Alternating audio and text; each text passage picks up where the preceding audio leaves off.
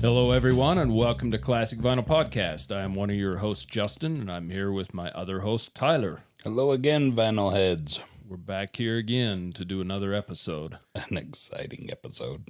But that's what you say every time, let's be honest. I know, but this one's different.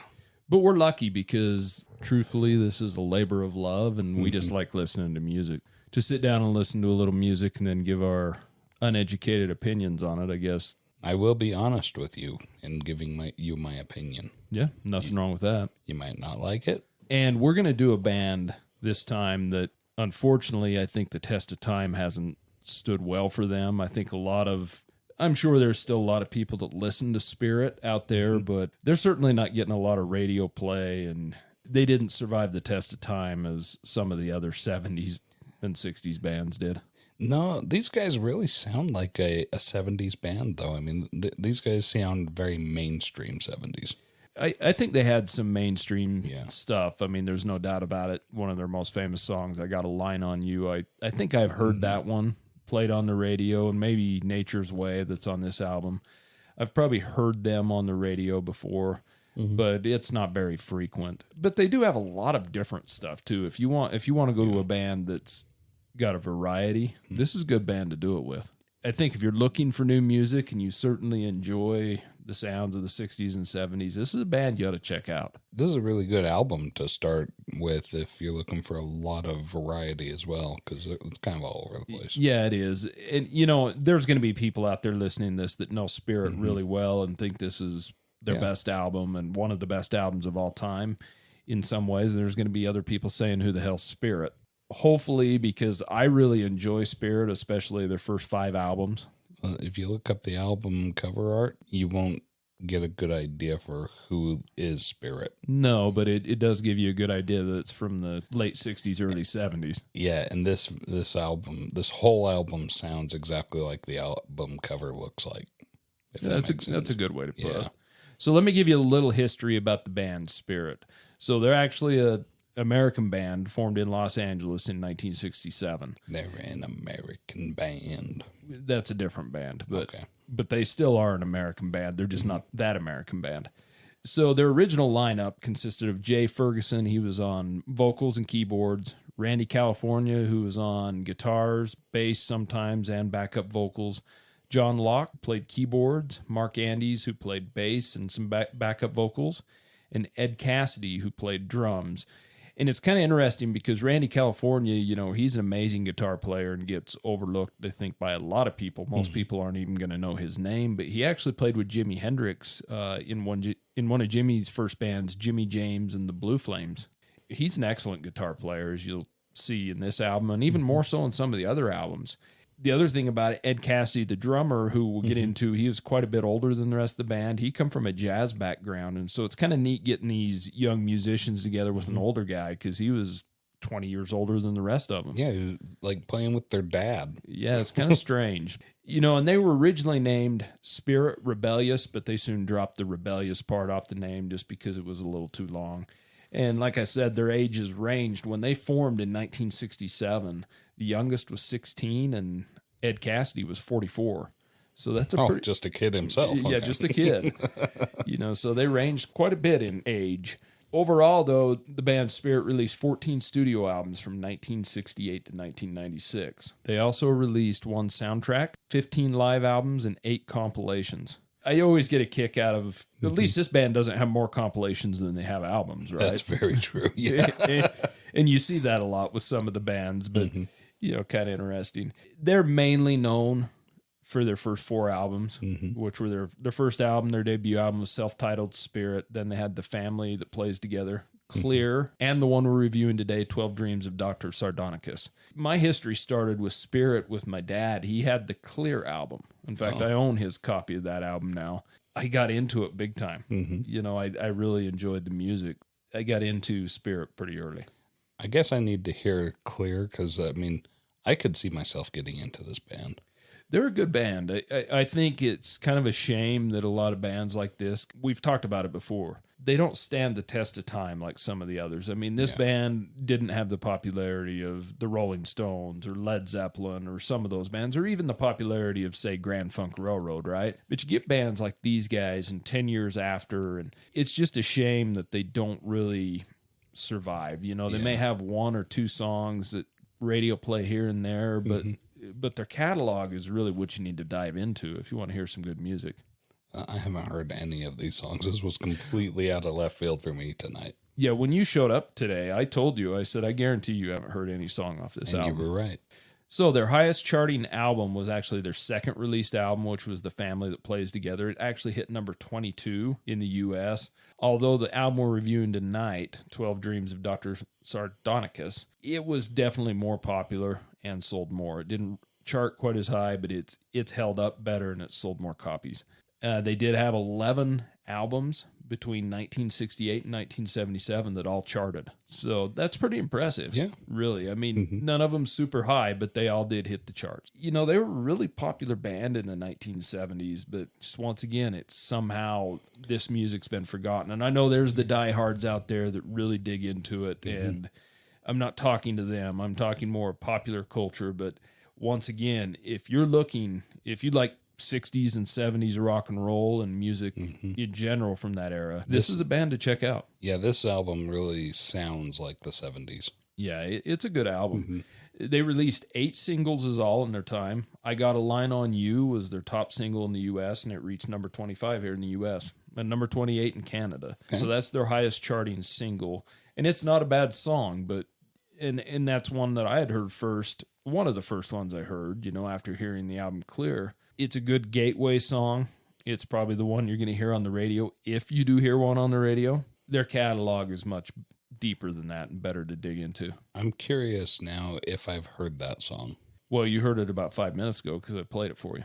Oh, that was that one? Yeah. Okay. So you've heard it now. I have now. So, you know, they've been described as straight rock and roll, jazz, blues, psychedelic, pop, folk rock, blues rock, and even progressive rock. I think it's kind of hard to categorize them, but I think you could put all of that into them. You know, I mean, they're everything. And I've never really liked the classifications anyways, because if it's good music, it's good music. Who really cares what it's categorized it? You know, if somebody comes along and says, I don't like prog rock, or I don't like blues rock, or whatever. I mean, they have songs, some that are and some that aren't. They're just all over the board. There's some bands that just really know how to put it together, and some bands, not so much. It's just the way it worked, I guess. And I think these guys put it together just fine. So the album we're reviewing tonight, The 12 Dreams of Dr. Sardonicus, it was actually their 4th album, and it was actually the last album with their original lineup of members. Because Ed Cassidy retired? Something happened. Okay. Yeah, well, you know, just like any other band from that time. I mean, he's not that much older than I am right now. Like any band of that time, they eventually broke up. Different members left, started other groups, and they've been back and forth, had many reunions and things like that. But Randy California did die in Hawaii. He was actually surfing and drowned in 1997. Oh, he shouldn't have done that. Yeah, and then John Locke died in 2006 from lymphoma, and Cassidy died in 2012. I'm not sure what he died from. Probably old age, because he was the oldest one. But and they've been a little more popular recently in, you know, if anybody's heard about the Led Zeppelin lawsuit over Stairway to Heaven, their song Taurus is the song that supposedly Led Zeppelin stole the Stairway to Intro off of. And if you listen to it, you can certainly see the similarities. And there's a couple other things, like Led Zeppelin actually opened for Spirit on a tour. And so they did hear that song get played. You know, they were fully aware of that song. So I don't know if it's so much stolen or just inspired. You know, I think Jimmy... it's definitely reminiscent. Well, Jimmy Page was well known for so-called lifting songs and pieces from songs and not crediting other artists, especially a lot of the blues songs. And Led Zeppelin certainly made it their own, but it would have probably been better if he would have at least given credit where it was due. Although it's not an exact ripoff, it's pretty similar. Oh, it's pretty... It's a ripoff for sure. And now, as far as the songs go, the songs are nothing alike. We're just talking the intro as opposed to the intro, right? So do you want to get to the album? Absolutely. And now it's time for the album review. Okay, well, before we spin the record, why don't we go into a couple details about the 12 Dreams of Dr. Sardonicus. Okay. Fourth studio album by Spirit, right? It was released on November 27th of 1970. It was produced by David Briggs, and David Briggs had produced a lot of artists, Alice Cooper, Neil Young, Willie Nelson, to name a few popular ones. I think we've seen his name on this podcast before. I think we have, yeah. I looked and looked, but I could not see anywhere that stated where this album was recorded, but I assume it was recorded in L.A. somewhere. Just because that's where the band was from, but it may not have been. But I couldn't find where it was recorded. Information lost to history. It could be. And this album, you know, like we were talking earlier, it brings together a wide range of rock, psychedelia, if you want to call it, jazz, pop, prog rock, everything. It kind of brings it all together, and I just like to call it good music. This has a very heavy jazz influence in it. It does, and I guess that comes... I don't see as much of a blues influence like we have with some other bands, but heavy jazz influence on this one. and they do have some blues influences in their earlier albums, definitely more than this. So this is kind of mixing it up a little bit, I think. Ed Cassidy had played jazz music for a long time, so maybe he brought that into the band. I don't know. So, 12 Dreams of Dr. Sardonicus. It peaked at number 63 on the Billboard Top 200 and number 49 in Canada. So it didn't do super well, but I think this is one album that's kind of known in the underground as a really excellent album. Most people consider it their best work. It sold over 1 million copies. It was certified gold by the RIAA.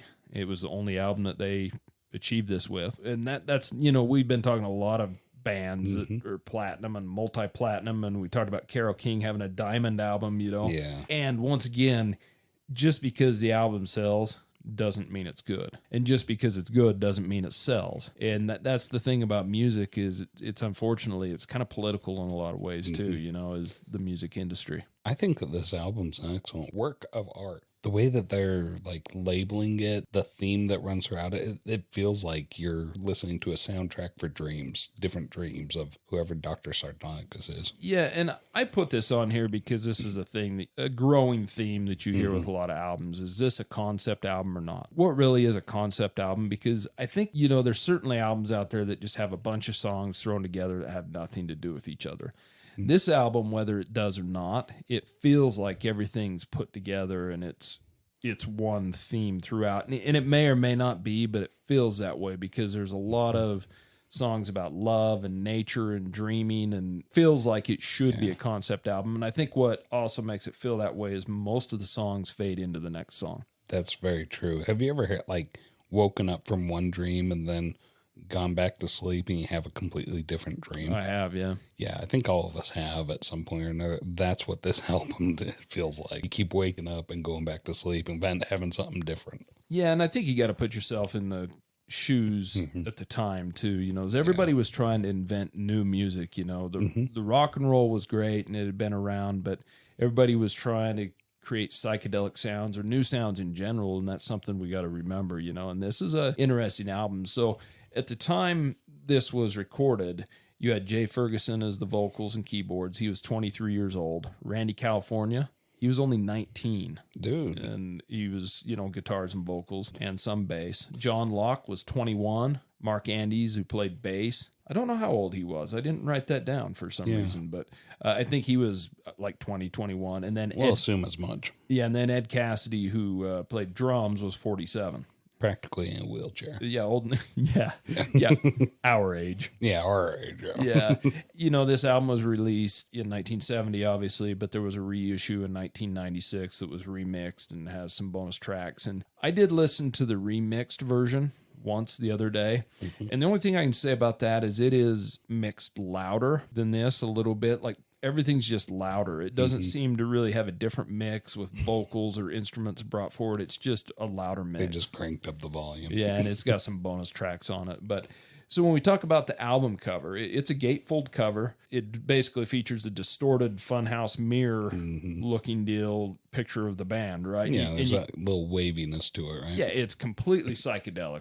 you can't really tell what member's which, and I'm sure other people could tell us, but it's hard to really tell because they've got all the long, stretchy faces and goofy colors, and it's an acid trip of an album cover. Yeah, and you can't even distinguish that Ed Cassidy. You can't even see wrinkles, because it's all distorted. Yeah, because he should be pretty wrinkled up at 47, right? Is that what you're saying? Yeah, I mean, we are. He'd probably been in the war.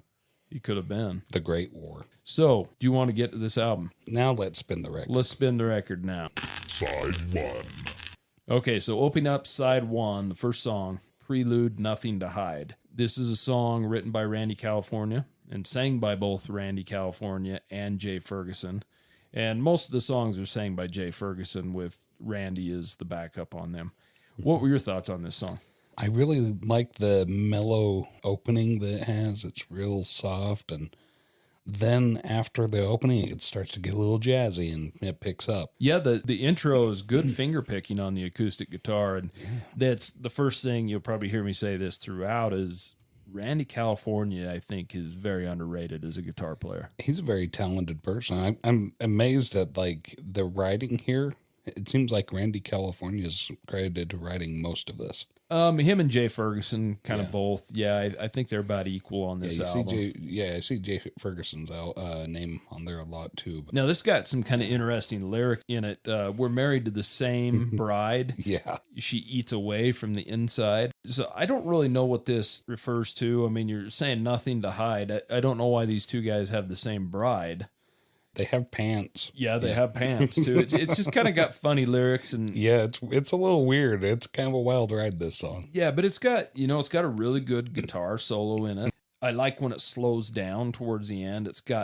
Then it kicks into some little guitar accents and then speeds back up. And it's got some good slide guitar at the end of the song too that I like as well. Sure does. There's a few songs as we get deeper into this where I think they kind of missed a little bit of they should have put more Randy California in them. Yeah, for sure. But the ones that have him in here featured are excellent songs. So I thought this was a pretty good way to open the album. It's a good, strong opening. It throws that curveball at you that this isn't what it seems, because it starts off with that whole mellow acoustic intro, and then all of a sudden it picks up. Yeah, and the lyrics are dripping in either. I don't know if they're satirical or if they're actually literal, but they're really funny. I'd suggest you go out and read the lyrics because they're interesting. And this song really sets that tone of you feel like you're in a dream, because it feels like the kind of dream that you have after eating cherry chip ice cream. Yeah, with acid in it. Have you ever eaten cherry chip ice cream before? I don't believe so. You don't? Okay.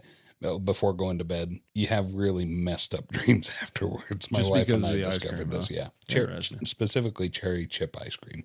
Maybe a lot of these bands go in get the some 60s, Cherry 70s were on Garcia ice from- cream. Okay, so that moves us to song 2, which is probably either song 2 or 3 are probably the most recognizable songs off this album. But then again, I don't know if they really are. They are to me, and they were singles, so it's Nature's Way. This song was written by Randy California and sang by Randy California. It was inspired by a conversation that Randy apparently had with some San Francisco musician, and it basically takes aim at Northern California or California in general and saying they're not immune to ecological problems. So it's kind of the beginning, would you call tree hugger song? Yeah, I would say so. Environmentalist song, not to offend anyone. Environmental awareness. Sure. Yeah, and that wasn't a real popular thing back then. You seen it with Jim Morrison a little bit on When the Music's Over, but it wasn't a real common thing, And this was released as a single, had Mr. Skin as the B-side. It only reached 111. Not excellent. It's a pretty good song. That sounds about like what I would expect it. So what did you think of this song? It was a good song. I like the message that he's trying to convey there. It inspired me to do some thinking during the song. So it's got the acoustic guitar. It keeps it really pure and earthy. Yeah, it's got an excellent acoustic intro to it, and then it's got little tiny electric licks in the background. They're kind of hard to hear. If you're listening on headphones, you can hear them pretty well, but listening to them right on the turntable are a little tough to hear. Yeah, and then it goes, let's see, to that drum outro, followed by a cough and muddled noises. Yeah, that's right at the very end. Yeah. And which, kind of transitions. But I really like the message of it, that, it got me thinking, okay, nature's way of telling you something's wrong. Well, what does that look like? And usually plants turn yellow and die, see streams dry up. There's different symptoms that you're looking for when nature tells you something's wrong. Yeah, it kind of makes you wonder what he was referring to, but I think this song is stronger in the lyrics than it is in the music, to be honest, and in the meaning. It does have some good harmonies during the chorus. I didn't really pick up drums in this song at all.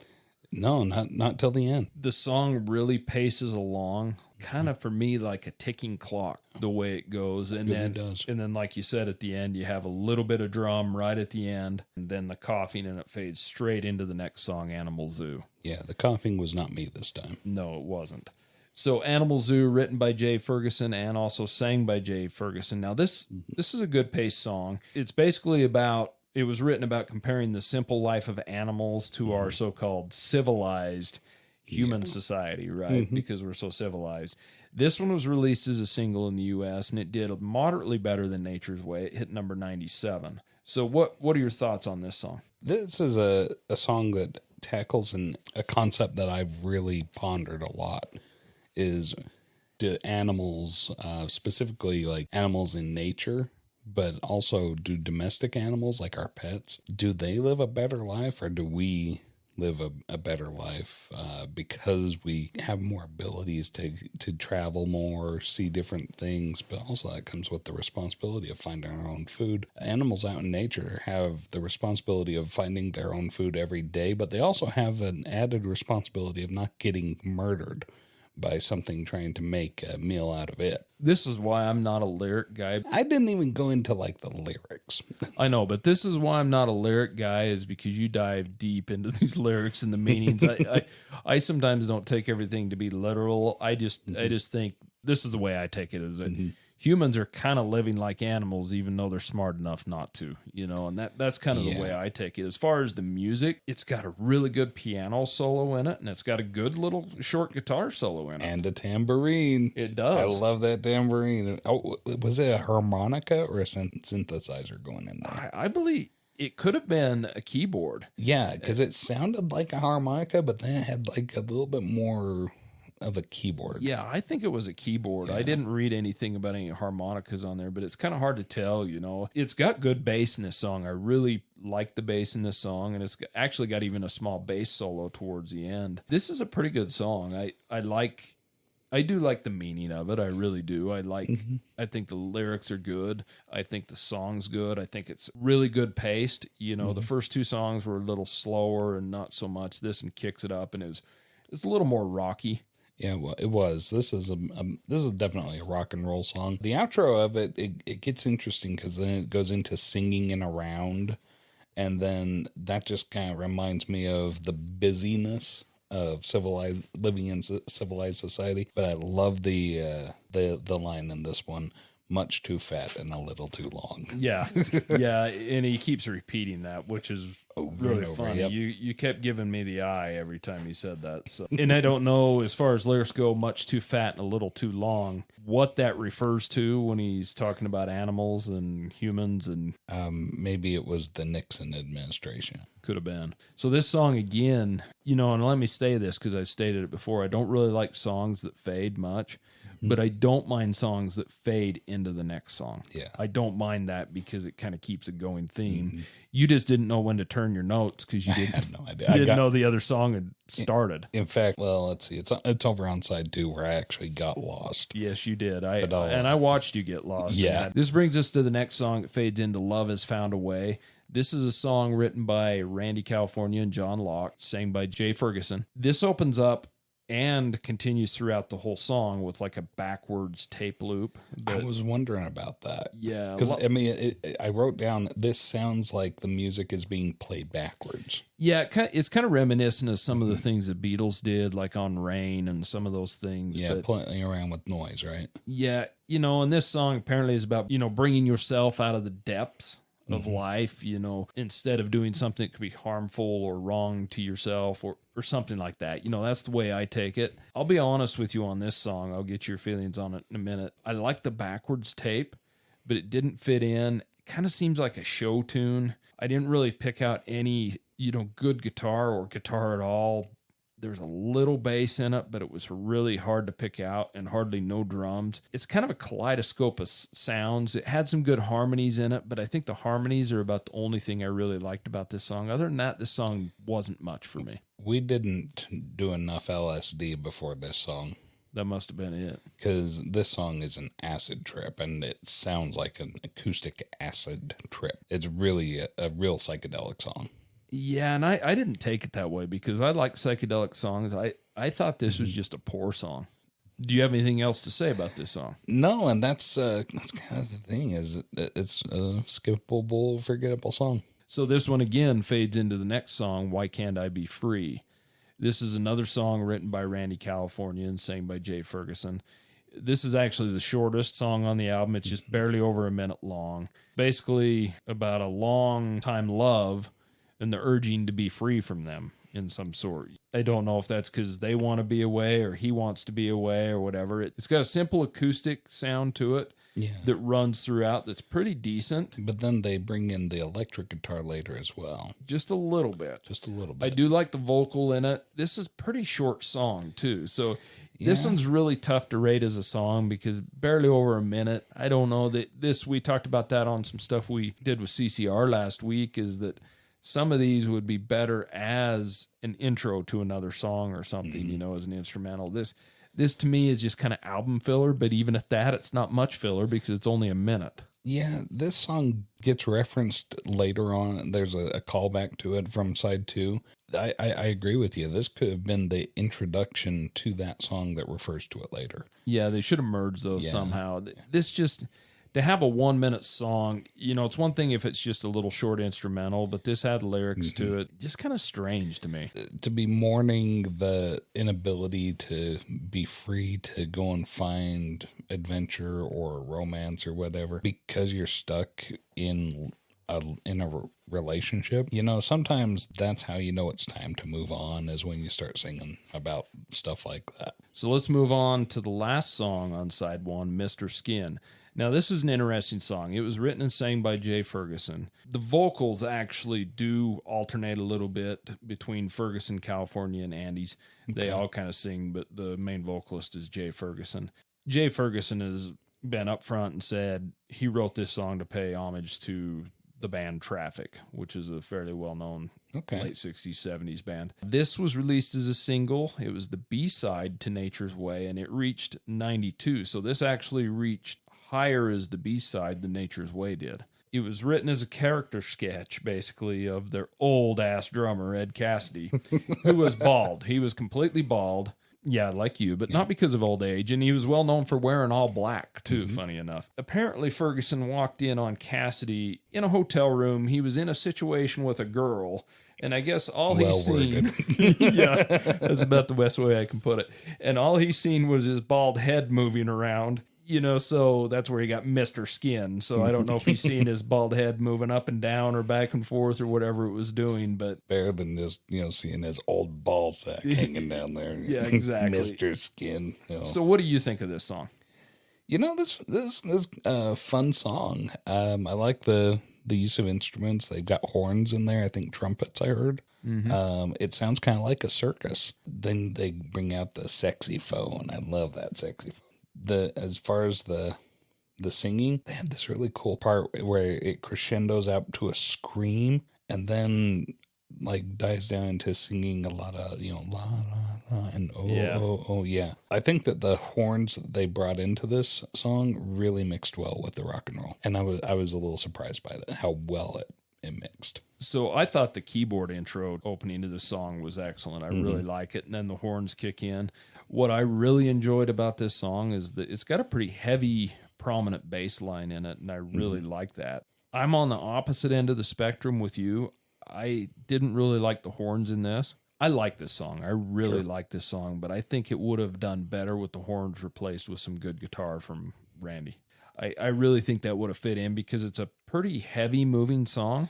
That's fair. And it's got a pretty heavy bass line. And to hear kind of a lack of guitar in it and heavy horns, I thought it mixed well. And that's one thing I can say about all the songs on this album. They're really mixed well. We've talked before about how the vocals in the background or, the guitar is too far in the background. The one thing on this album is the vocals are mixed really well and you can hear them. Their sound engineer's doing a really good job. Yeah, he did an excellent job. And we're listening to the original version of it. And I've listened to the newer version, and I actually prefer the original because it's not mixed quite as loud. I like the lyrics in this, Mr. Skin, you know where you've been. I mean, I think it's pretty literal, but kind of shrouded at the same time, They're having fun poking fun at Mr. Skin. And once again, this is a really good song. It's got a horn solo right in the middle of it. They do an excellent job of it. It's mixed excellent. I just think a good guitar solo. When you've got a guitar player like Randy California, I don't know why he's left out of this mix. Yeah, showcase the electric guitar. Because, I mean, it's a rock and roll thing. You don't need to go into orchestra band and... Even if it's mixed with the horns. The calliope and whatever it is they have. Yeah, but it's a good song nonetheless. I just wish it would have had a little more prominent guitar in it. So that finishes out side one. Are you ready to turn the record to side two? Flip it over. Side 2. Okay, so side two opens with Space Child. This is a completely instrumental song written by John Locke. It's really, really similar. I made this note to what I've heard from a lot of the Moody Blues songs. It's got a piano intro, which isn't too bad. It's got pretty piano intro with little guitar accents in the background. It's got jazzy keyboards in it. It's just a really strange mix of jazz, rock, and progressive rock, if you want to call it that. The piano is great throughout, but it's got such a different sound to it, but it's not bad. It does really mix well, everything together. This is the one where you got lost because it has a false ending on it where it gets really slow, basically goes silent for a few seconds, and then it cuts back into the intro again. It's got a thick bass feeling in it, but it's simple bass, but it's thick, and it is, they called it Space Child, and it does kind of have that spacey feeling, especially towards the end. Yeah, it's that, and the fact that it's like Space Child, it sounds like a space child. I don't know a better way to title this track. It's great. Well, yeah, so what did you think of the instrumentation on it then? Since that's all you can comment on because you don't have lyrics on this one to comment on. There was no lyrics. But I got to say that even though it's flipped over to side two, it still blends from side one over to side two. I mean, it's almost like a seamless transition from blending one song. Even the weird Mr. Skin going into this. It's so strange, but they blend right into it. And then this one, they've got that jazz piano going or the synthesizer as well, the drums. And then it ends with this like low piano note, like boom. Yeah. Yeah. I thought that was a really cool thing at the end. But yeah, you're right. I did get lost here. I thought, oh, another short song. But I see why you don't want to overdo it when it's just instrumental. And then wait a second there. No, this isn't as short as I thought it was. It was a false stop. Yeah, it was a false ending. Because they stop right in the middle. It does pretty much come to a complete stop, and then it kicks back in the intro again. But this song fades into the next song, When I Touch You. Now, this is another song written and sang by Jay Ferguson. This is the longest song on the album, just barely over 5.5 minutes long. And this is the one that refers back to Why Can't I Be Free? Basically, to me, it's just a simple love song. It may or may not be. It's hard to say. This is a really good song to me. This song rocks the hardest on the whole album. I'll tell you, the guitar intro to this thing is amazing to me. I like that on this song. Metal guitar. Yeah, it's mildly distorted, not too heavy, not too heavily distorted, but it is distorted. But it's heavy hard rock guitar. Yeah, and the bass has got a good heavy sound to it throughout the song. It's pretty much a straight rocker. It's got good vocals and a good drum line. It does have a good drum line. In fact, this song I thought was the best instrumentally on the album. Sure, and the heaviest, which is kind of the type of music I tend to lean towards, is more guitar-driven rock, obviously. The guitar throughout this whole thing is amazing. It kind of slows down a little towards the end, then it has a build-up, builds and builds and builds that has awesome bass, and it goes into just an amazing guitar solo. I like everything about this song. All the instruments are featured heavily. The vocals are excellent. There's nothing I don't like about this song. What's your thoughts on it? I think that Spirit as a band has a really interesting view of love and relationships, because I mean, this is a song it's a love song, but it's also a song that's about heartbreak. Like when love is over, when it's past, and I'm not going to see you anymore when I touch you. And then when I touch you, it causes me physical pain, is what this song is saying. And that message comes through very clear, that with the instruments, the heaviness of it, the hard rock of it, the guitar just stabs like the pangs of a heartbreak, and then it's echoed as the vocals scream. It's great. Yeah, and when I say it's a simple love song, you can see my note there. I put possibly a simple love song because, and then I put on my notes, but is he losing her with a question mark? I won't, because he says I won't see you anymore, but then he also talks about how he's with her. So it's almost like he needs to break up with her because something's not good. That is he torturing himself to try and prolong this relationship, to try and fake it till he makes it? Yeah, and that's what I don't know. Just for her sake, I don't know. But the good thing for me is I don't really care about the lyrics because this is an awesome song. It is. So they can mean whatever they want. Yeah, I'm okay with that too. So because this is a great song. So let's move to the next song, Street Worm, and this one actually doesn't fade into this song. This is another song written and sang by Jay Ferguson. It's got serious funky drum and piano throughout. It's written about a man who's content living in the streets, seeking romance or love in the streets. So I've known a few of these people. I've seen a few of these people. It seems like they always, these kinds of people always seem to find love with someone. That someone who doesn't have many teeth, they have stringy hair and blotchy skin. Yeah. So this song has got another piano intro. They do a lot of piano. Interesting. Really good heavy guitar solo, though. It does have, it's not as long as it should be, but it is a good guitar solo. Following the verses, he has little guitar licks that I really like. They're mixed in perfectly once again. You know, this is a good song. Like you said, the guitar solo in the middle is amazing. It just needs to be longer. Yeah, their mixing engineer really knows what he's doing. And I like the ending of the song. This is about a middle of the road song for me. It was upbeat. It, mixed well. It sounds good. The vocals are good. All the instruments are pretty much, they're represented well in it. This isn't my favorite song, not my least favorite by any means. It's a good album song, and that's what it is. So, and here's where I got lost. Again, this one I couldn't, because everything transitions, everything blends together, except for between When I Touch You and Street Worm. There's a clear break there, but there's no break between Street Worm and Life Has Just Begun. And I don't know. I mean, the shortest song was about a minute, just over a minute. Is this the second shortest song at a minute 30, or is this a normal song at 2-3 minutes long? There's no way of knowing for me. And I'm not familiar with any of these songs. So I'm just like, okay, did it transition in sound to Life Has Just Begun or not? Well, yeah, because even the ones that didn't essentially fade in and start right back up, they still started immediately. Well, and it started with like there was acoustic guitar. I thought, well, this isn't acoustic guitar, so it must be Street Worm that I'm still on. No, it had been Life Had Just Begun, and that's when because that song's got an amazing acoustic intro. Exactly. And Life Has Just Begun, which is the next song, was written by Randy California, and it's actually sang by California Ferguson and Andes. Ferguson, takes the lead vocal.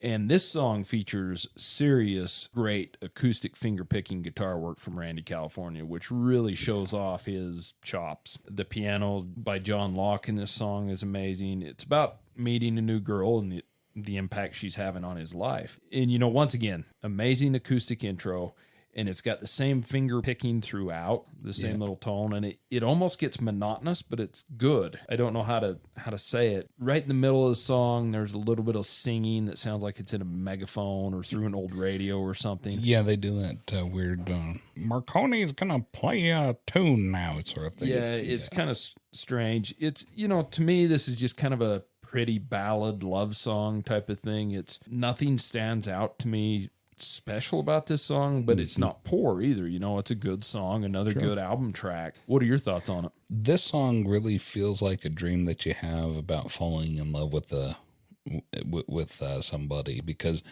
dreams where you dream about finding someone that you fall in love with or fall in love in the dream with that person, it's so powerful that when you wake up, you find yourself in love with that person in waking life. Whether they're a real person that you dreamed about falling in love with or an imagined person, it's just as powerful. And listening to the way that he's singing this song, new love is exciting. It's fun. It's, the future is full of possibilities together with that person. Everything about this song sends that message to me. Yeah, this is kind of the polar opposite of a breakup song when life has ended for you, when you've lost the one you've loved, right? Mm-hmm. And this is a love song. For being so young, Randy California really gets it. There's been some strange love songs about love on this album so far, but this one's a really good love song. I think that's one thing we forget about the amazing guitar playing and singing and lyric writing from Randy California is this is their fourth album and he's 19. He's started with his band, he was 16. And he's a kid. Yeah, it's pretty impressive.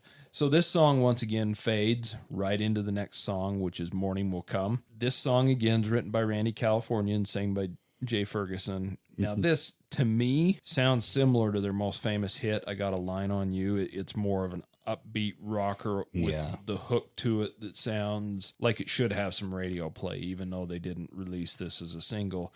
And this song, really, we can talk about what it's about, but it's a straight-ass sexual song. Oh, yeah. Yeah, exactly. Morning will come. Now, as far as the music in this, I love the guitar intro. Like I said, it's a good rocker throughout. I wish they would have replaced these horns on this thing again with more guitar. I'm just not a big fan of the horns. I'm not. They're trying to do something, and I wish they would stop.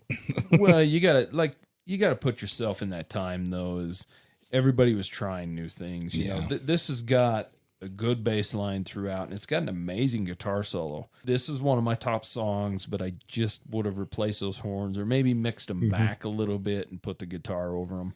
Other than that, there's not much I can say about this song other than it's a good upbeat rocker, and I really like it. What are your thoughts? I think that Randy California named his junk Morning. That well could be. He was certainly in love with someone. Yeah. Now, whether that someone knew it or not, I turned to you when we were listening to this song is he like holding this girl down, or is she holding him down, or that's the question. It's kind of interesting. But you read the lyrics, you listen to the song, and you let us know what you think. It doesn't feel consensual. Well, again, it does feel extremely consensual. Yes, that's what's kind of funny about it when you listen to the lyrics is it seems like it's consensual, but then it kind of seems like it's not. I'm not really sure, and that's why it's not always great to read too literal into lyrics, right? Maybe he does like to, be choked a little and held down. He might be. It's hard to say. So that moves us to the last song on the album, Soldier. Where there's a definite transition here. This one probably more than any song on the album, other than between side 1 and side 2. Even though when you go from side 1 to side 2, it's like you're carrying on with the same thing, but there's that transition. But there is a definite break between But this just and the because you last have song. to flip the record over, right? Well, yeah, but that's a transition because it takes a minute. So Soldier was written by Randy California and sang by Jay Ferguson. And this basically revisits the opening song, Prelude. The whole song just sounds really churchy. Yeah, it's got a heavy churchy style organ in it throughout the whole thing. It's got a really pretty, subdued, soft piano intro, and I think this is a good way to end the album. Not off a rocker, but just short and pretty. The lyrics are about 3 lines long. They're not very long at all. It's got a lot of la la la la la la la's in it. It's got a ton of those. The song ends with a one hit on the organ, one note. Yeah.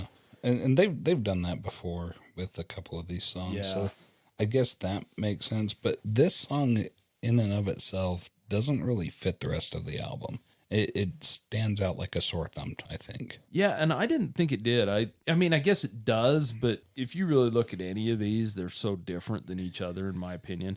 To me, this is a good way to end the album soft, like saying goodnight, kind of. And that's kind of the way I took it more, so it fit in there. It might not have fit as well mixed in. I did also write a note down here that says, well, that's how dreams are, is they don't follow a common theme. They don't, you don't necessarily have the same dream night after night after night.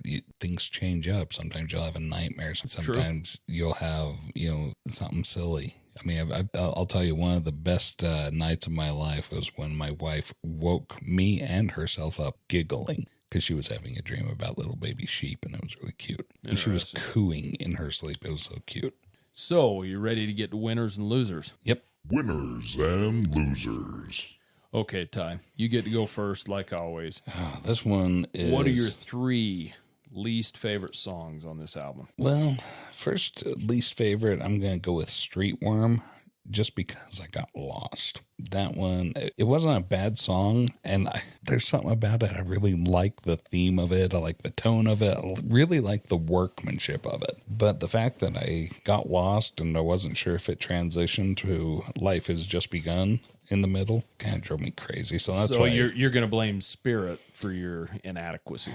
Yes. Okay, fair enough. Also, Space Child, I'm going to call least favorite. Because that one just, I don't know. Maybe it's just because it was purely instrumental. I wasn't digging it myself. I'm going to go Why Can't I Be Free? And I hate to give that song a least favorite, but it's just because I really don't have anything written down on it.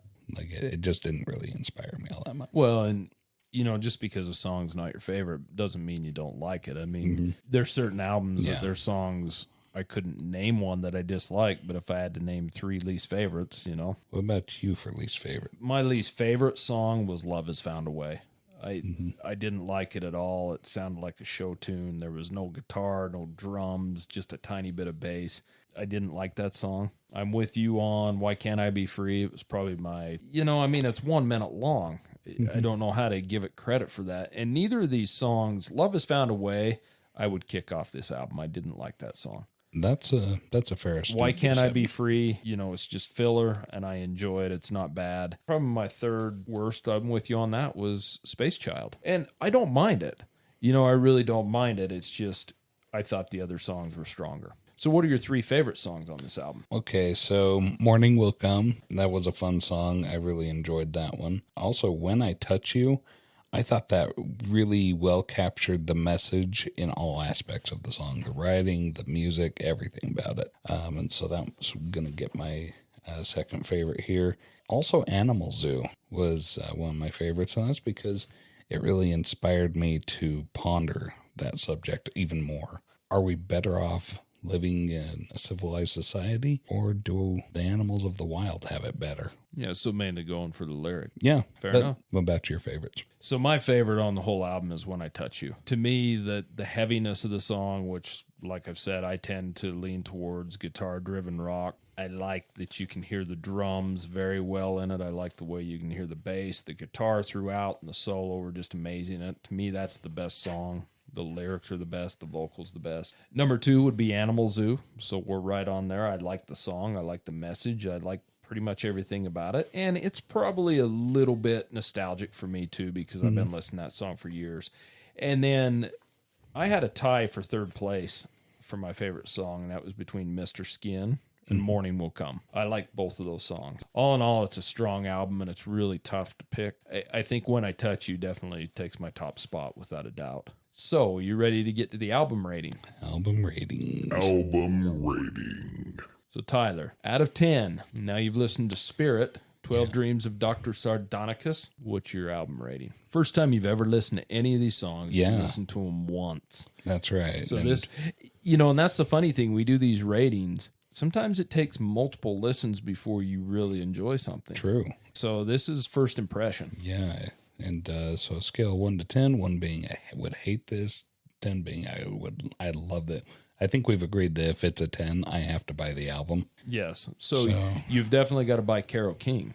Yes, I do. This one, it's in the positive half, 5 and 10. I'm going to give this one a 7.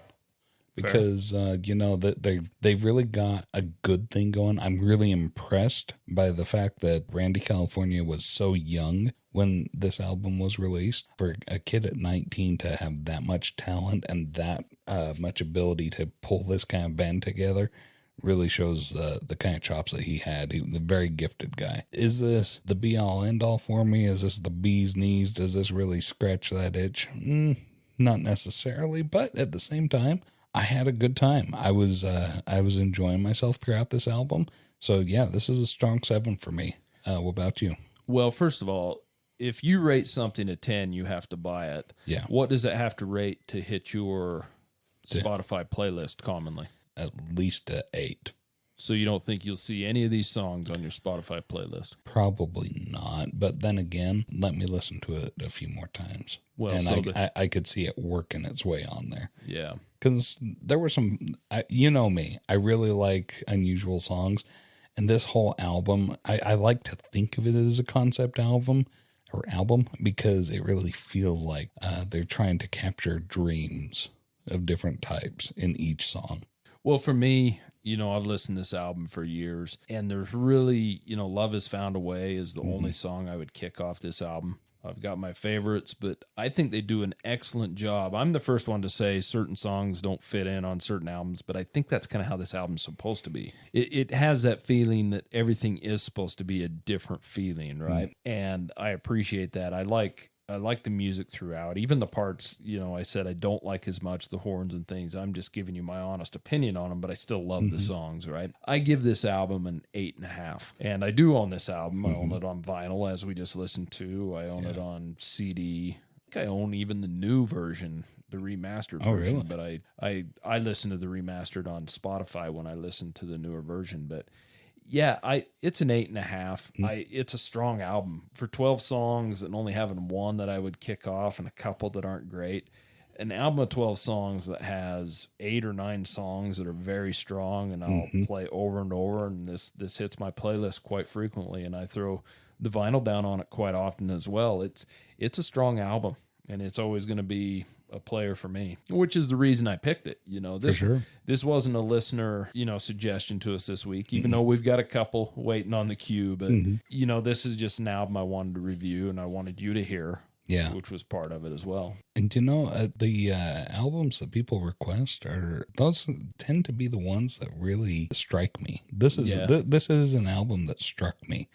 I really enjoyed it. I had a good time with this one tonight. I really encourage our listeners to give this one a try. The 12 Dreams of Dr. Sardonicus by Spirit. Excellent album. And, I gave it a 7 just because that's how it rung with me. You give it an 8.5 because that's how it rung with you. Let the listener go out there and give it your own thing and then share your thoughts with us. Well, Spirit in general, this is 12 Dreams of Dr. Sardonicus. It's an amazing album, but they've got 5 amazing albums as far as I'm concerned. And if you're looking for something new to listen to and you haven't stepped into Spirit, give them a try, because I don't think you'll be disappointed. You may in some songs, because they do have a wide range, but they're an excellent band, and it's just too bad that time has kind of forgotten them. Yeah, I gotta say that this wasn't anything that made me want to pack cotton balls in my ears or anything. This was good, easy listening.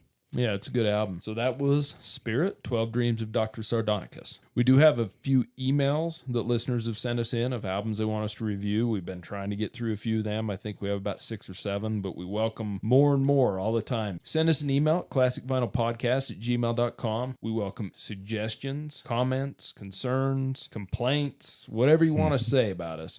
Album review suggestions are always welcome. We'd really appreciate if you'd go out and give us a rating on Apple. It really helps our podcast.